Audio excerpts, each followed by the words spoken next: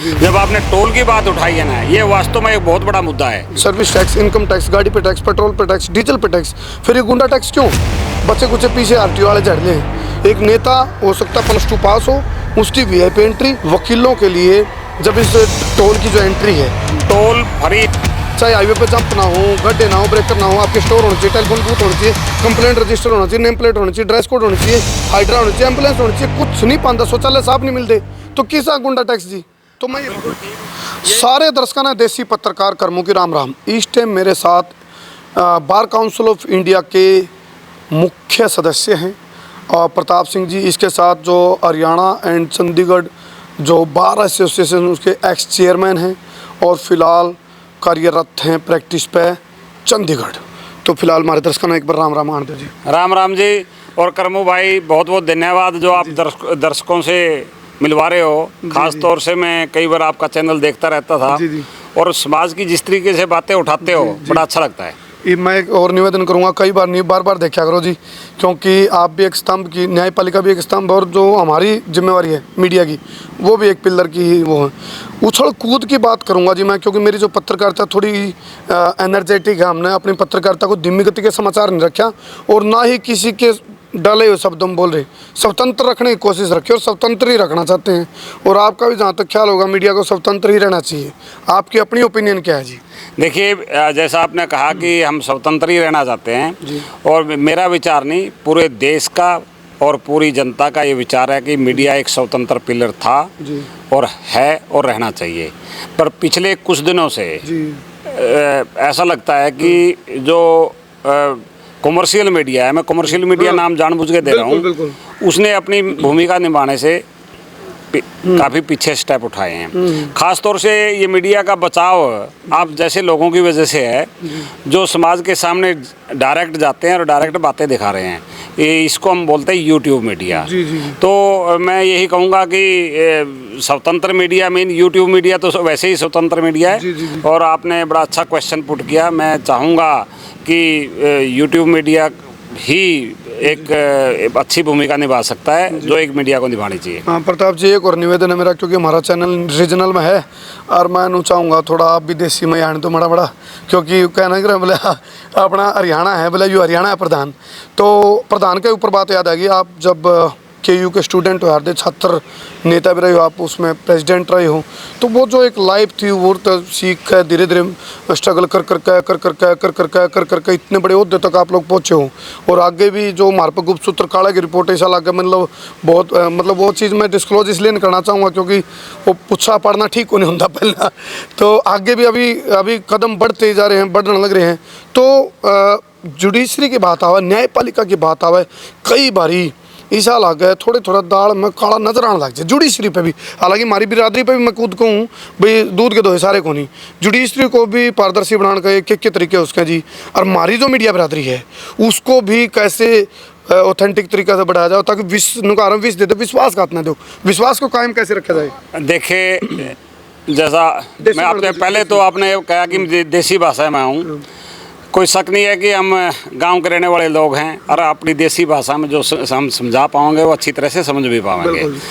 तो करमू भाई, आपने बिल्कुल सही कहा कि जो आपका काला है, काला वैसे तो आपके पास सारी रिपोर्ट है, फिर भी आप मेरे से भी लेना चाह रहे हो।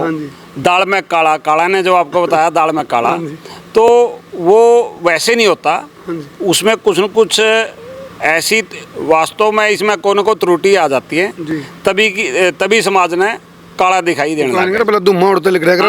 यस, जहाँ आग हो वहीं से धुआं निकलता है।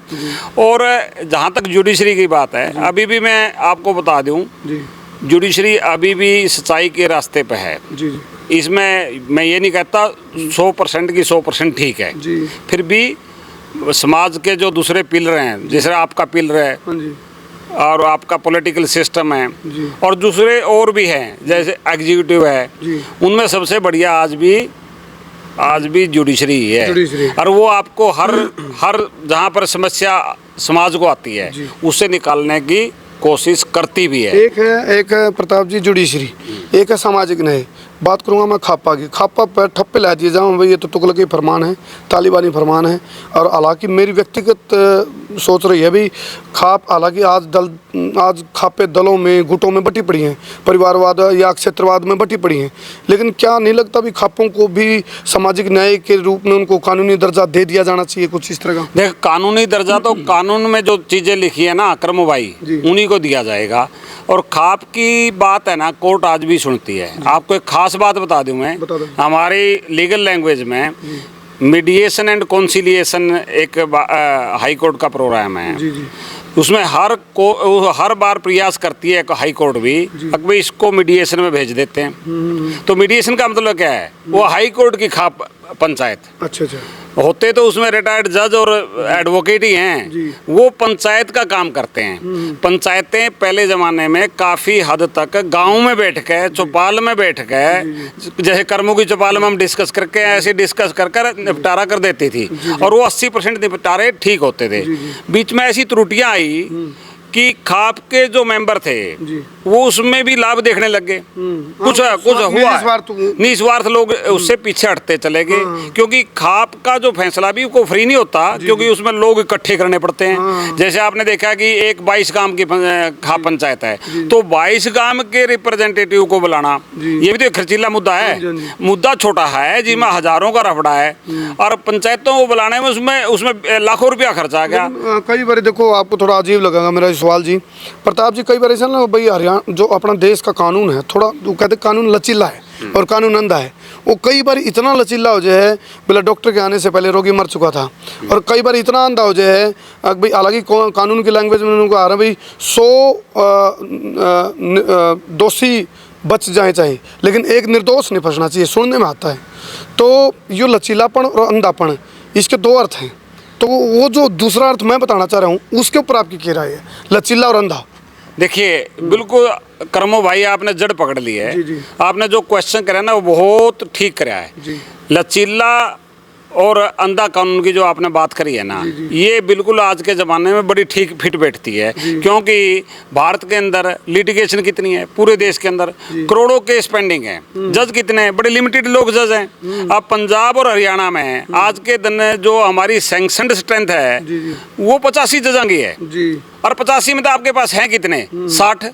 यानी पहली बात तो 85 ही कम है, और उसमें से भी 25 खाली हैं। तो अब भाई तो समस्या प्रताप जी, समाधान ये है। एक तो देखो, मैं वही उसी बात पा रहा था कि वो कानून अंधा कैसे हो जाता है। वो अंधा इसलिए हो जाता है भी, जब जिस फैसले को सुनने के लिए 30 मिनट चाहिए और उसमें आप मिनट दे रहे हो 3, तो अंधा ही होगा वो।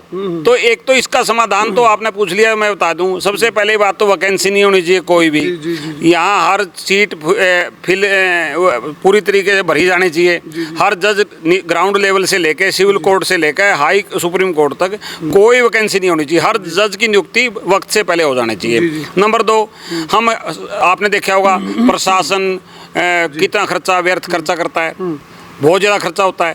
हर चीज़ में कोई पॉलिटिशियन आ रहा है, 10 गाड़ियाँ आगे चल रही है, 10 पीछे चल रही है। इससे अच्छा है वे आप न्यायाधीश लगा दो, डिस्ट्रिक्ट कोर्टों में जज लगा दो, तो ताकि लोगों को न्याय बड़ा जल्दी मिल सके और अच्छा मिल सके, सुनवाई प्रॉपर हो। प्रताप जी, आपके ऊपर कंध्यापा एक बहुत बड़ी जिम्मेवारी है, क्योंकि बार काउंसिल ऑफ इंडिया है, बहुत बड़ी एक वो है काउंसिल, और उसके आप सदस्य हो। उस नाते जो वकील साथी हैं, उनके ऊपर जब कोई बात आ जाता है, मैंने देखा कई बार बस के ड्राइवर के साथ, कई बार पुलिस वालों के साथ, कई बार डॉक्टर के साथ, कई बार बहुत अहम मुद्दे में एक वकील अपनी ईमानदारी की, जिंदा ज़मीर की, जिंदा दिल की वकालत दिखाना चाहे और उसको एर ले, कई लकड़ वगे मिल गए। उस स्थिति में उन वकीलों के लिए किस तरह की आप मैसेज छोड़ना चाहोगे? भाई हाँ, हम खड़े हैं छाती तान के, छाती ठोकर डंके की चोट पे, नाड़ ठा के आँख मिला गए।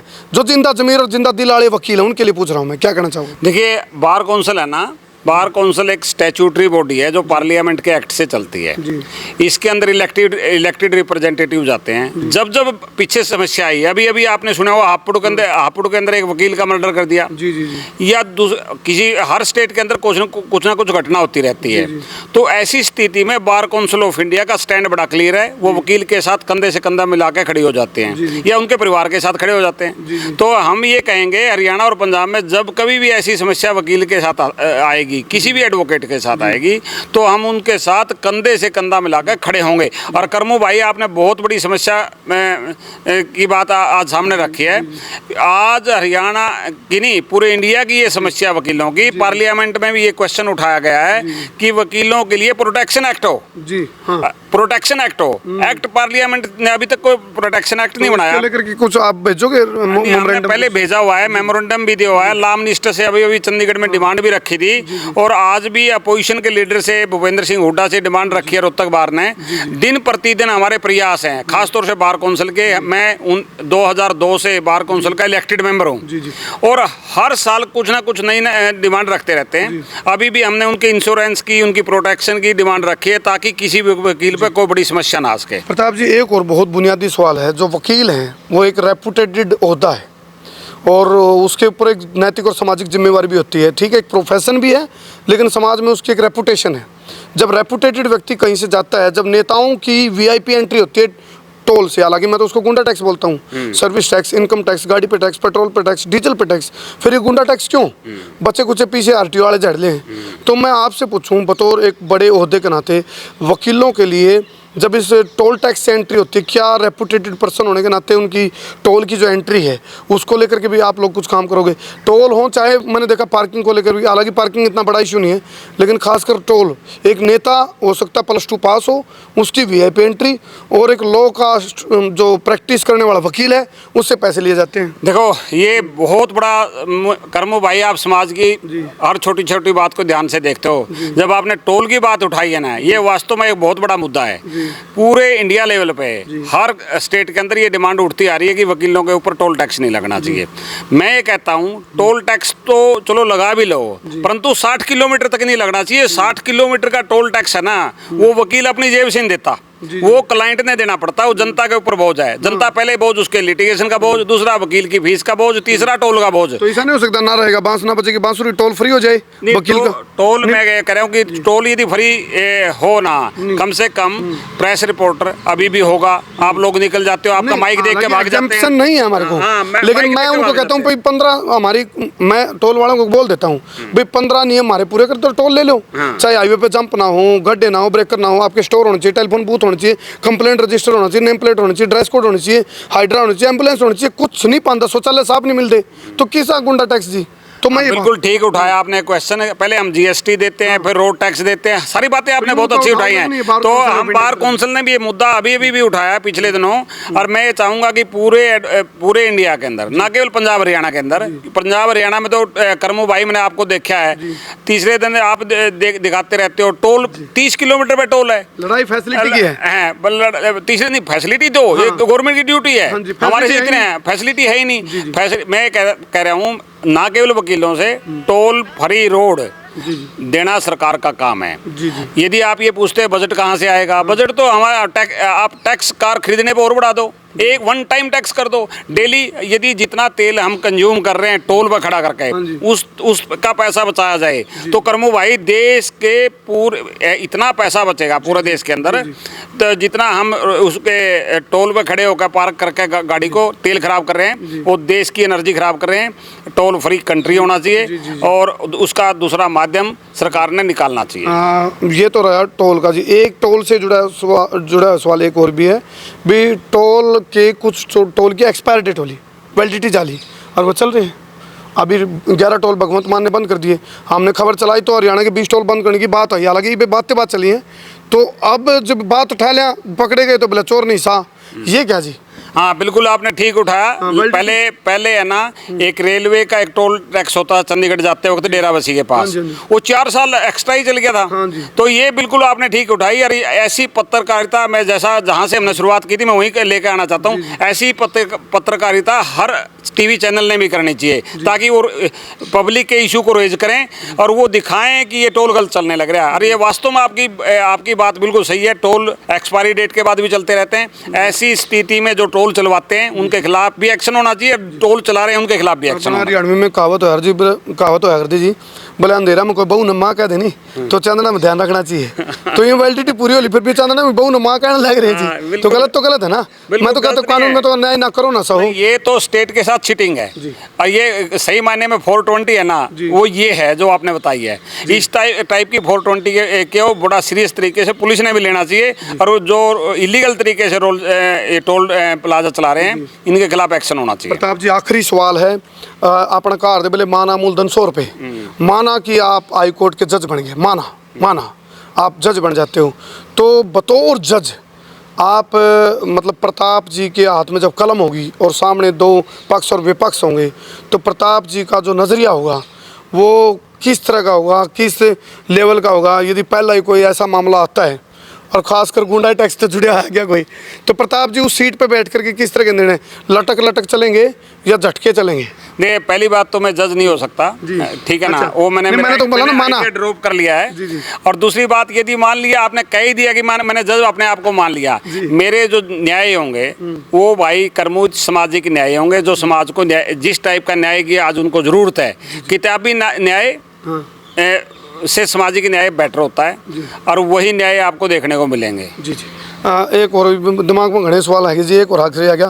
देखो प्रोफेशन एक अलग चीज़ है और सामाजिक परिवेश एक अलग चीज़ है। एक बतौर आप इतने बड़े ओहदे बार काउंसिल ऑफ इंडिया के मेंबर हो, तो बतौर सोशल वर्क करने की जब बात आवे तो उस टाइम आपका माइंड लेवल क्या हुआ है भाई आपके लिए? मतलब क्योंकि बहुत सारे वकील हैं जो आपसे इंस्पिरेशन ले हैं, सीखे भी हैं, तो सोशल का मैसेज कुछ देना चाहोगे वकील भाइयों? बिल्कुल, मैं आपको खास बात ये बात बता देना चाहता हूँ करमू भाई, हम गांव की पृष्ठभूमि से ऊपर उठ के और बार काउंसिल ऑफ इंडिया के मेंबर तक बने। मैं आपको एक बात आपने मिस की है, ये आपको पता नहीं होगा, मैं 10 साल एडवोकेट जनरल ऑफिस में भी रहा, सीनियर डिप्टी एडवोकेट जनरल और एडवोकेट जनरल। मैं आपको बता देना चाहता हूँ, मैं गाँव की ज़मीन से निकल के आया और उस स्कूल से निकल के आया जिसमें इंग्लिश का टीचर नहीं था 10वीं तक, उसके बाद साइंस की पढ़ाई करी, और जिसमें मैथ का टीचर नहीं था तो अपने फादर से सीखा। और उसका मतलब ये बात मैं क्यों बताना चाहता हूँ, क्योंकि आप यदि प्रयास करते रहोगे सफलता आपके पास आती रहेगी। और आपकी जो फैसिलिटीज़ हैं, जो शहर के लोग हैं वो फैसिलिटी ज़्यादा ले रहे हैं, गांव के लोगों के पास कम फैसिलिटी है। एक टाइम तक वो आपकी बाधा बन सकती है, बट आपके प्रयास है ना यदि रहेंगे तो सफलता आपके कदम चूमेंगी।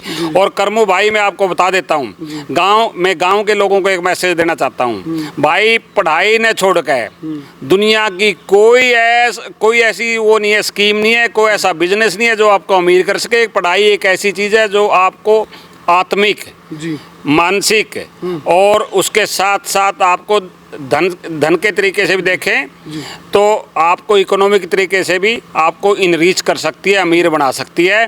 भाइयों, अपने बच्चों को, अपने दोस्तों को, अपने पड़ोसी को पढ़ाई का संदेश जरूर देते रहो, उनको पढ़ाई करने की कोशिश करो। और ख़ास तौर से आज के ज़माने में कोई मानो या न मानो, ये कहते हैं हाँ जी हमने हिंदी पढ़ानी है, इंग्लिश पढ़ानी है, लैंग्वेज सब बराबर हैं। कोशिश करो इंटरनेशनल लेवल की लैंग्वेज को उनको पढ़ाओ ताकि वो बाहर जाकर पैसा कमा के देश को दे सके। एक आखिरी एक और सवाल जी, जलेबी बरगा सीधर करेला बरगा मीठा। देखो वकील का कोट काला हुआ है, तो कोट और खोट और पैर लकाड़ा भीतर लकाड़ा, उसमें एक अंतर हुआ है। हालांकि मैं सब वकीलों के बारे में कह रहा, कुछ बार हमने कई जगह देखा है, एक बहुत पीड़ित व्यक्ति वकील के पास जब पहुँचे है, पहले ही उसके पास बहुत पीड़ा है, दुख है, दर्द है, कई बार घा पर नून मिर्च छिड़कने वाला काम हो जाए। और वकीलों के बारे में एक आध नू भी कह दे कहावत, बोले भाई झूठ भी पीछे लेके बोले है ना वकील। तो जब आती है किसी पीड़ित व्यक्ति की बात, उस टाइम वकील के अंदर यह भावना जाग जानी चाहिए कि नहीं आपके हिसाब से? अब भाई 40 समय वाला ये दुखी है, इसके खातर मैं फरी में इसको न्याय दिला दूँ, क्या कहता है आपका नजरिया? कर्मो भाई, वैसे तो मैं आपके पास आने से पहले काफ़ी पहले ही सोच रहा था मैं कुछ उल्टे सुलटे जवाब जरूर पूछेगा, जो हो सकता है मेरे को पर्सनल है ना या मेरे प्रोफेशन में मेरे खुद सी ला दें कि जाके कहूँगे इतना ऐसा जवाब क्यों दिया। मैं आपने क्वेश्चन बड़ा अच्छा पूछा तो मेरे दिल का पूछ लिया। मैं आज भी करता हूँ और मेरे वकील साथियों को, पूरे प्रदेश के वकीलों को एक संदेश देना चाहता हूँ, प्रो बोनो वर्क जरूर करना चाहिए। प्रो बोनो वर्क का मतलब है गरीब के लिए जरूर थोड़ा बहुत काम फ्री में करना चाहिए, थोड़ा बहुत जी। हाँ, थोड़ा बहुत जरूर करना चाहिए, क्योंकि आप यदि 100% में से 80% में पैसा लेते हो तो 20% को फ्री भी करना चाहिए। और ख़ास तौर से उस समाज, जैसा आपने समाज की बात की है, जैसी परिकल्पना आपने की है, ऐसे लोगों के लिए तो फ्री में करोगे तो मुझे लगता है भगवान भी उनको जरूर आशीर्वाद देगा। करनू का जी पुन की जड़ एरियो आखिर। हाँ, पूर्ण की जड़ एरिया। चलो बहुत बहुत धन्यवाद। मैं हूं तारा देसी पत्रकार करमू। जय हिंद, जय हरियाणा, जय जवान, जय किसान।